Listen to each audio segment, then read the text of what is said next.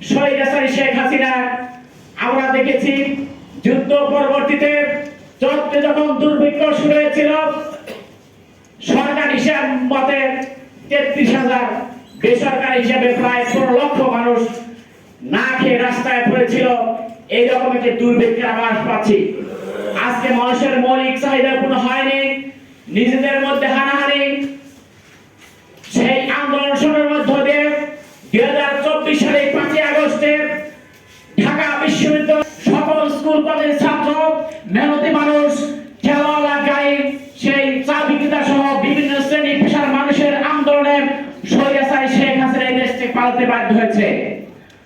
আজকে পালানোর পরেও পতিত স্বৈরাচারী তারা যে এই দেশে হামলা করবে, সেই জুলাইয়ের যারা সংগ্রাম করে, যা লড়াই করে জীবন দিয়েছিল, যারা সেই সম্মুখ বাগের নেতা ভিপি নুর হক নূর, তাকে যেভাবে পুলিশ এবং আর্মি যেভাবে পিটিয়েছে, এটা সেই 2006 সালের 28 অক্টোবর যখন প্রীতম হোটেলের সামনে সেই জসিম ভাইকে যেভাবে লগি বৈঠা দিয়ে রক্তাক্ত করে তাকে সেই মারা করে সাপ মেরে যেমন সে যাকে সে মারা গেছে কে নিশ্চিত করে এভাবে জসিম ভাইকে মেরেছিল, সেই চিত্র সেই রকম ভাবে ভিপি নূরকে যখন মারতে ছিল পুলিশ আর্মি, আমি বলবো তার দলীয় নেতা কর্মীরাও তাদের জীবনের জন্য তাকে ছেড়ে চলে গেছিল।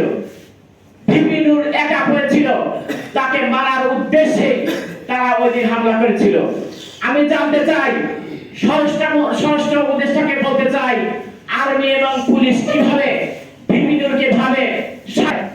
আজকে যদি আমরা সেই জুলাইয়ের আইনি সড়ক ভিত্তি যদি রাষ্ট্রীয়ভাবে প্রতিষ্ঠিত না হয়, তাহলে ৫২ বছরের মানুষের মৌলিক অধিকার প্রতিষ্ঠিত হয়নি। আজকে কথিত স্বৈরাচারী সরকার শেখ হাসিনা বিভিন্ন ভাবে বাংলাদেশে ঢোকার জন্য তারা উকিঝুঁকি মারছে। আমি দেখেছি গতকালকে চট্টগ্রাম বিশ্ববিদ্যালয়ে তারা বহিরাগতরা কিভাবে সাধারণ ছাত্রদের উপর হামলা করেছে।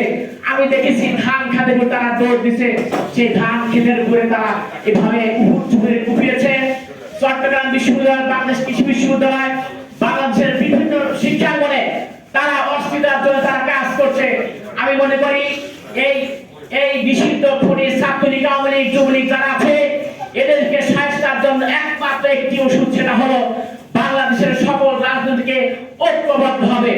ঐক্যবদ্ধ হয়ে যদি বাংলাদেশে একটি সেই সেটা প্রাচীরের মতো ঐক্যবদ্ধ আন্দোলন শুরু দেয়, বাংলাদেশের কোনো অপশক্তি বাংলাদেশের রাজনীতিতে হস্তক্ষেপ করতে পারবে না। তাদেরকে একমাত্র জবাব দেওয়া যাবে যদি আমরা ঐক্যবদ্ধ থাকতে পারি।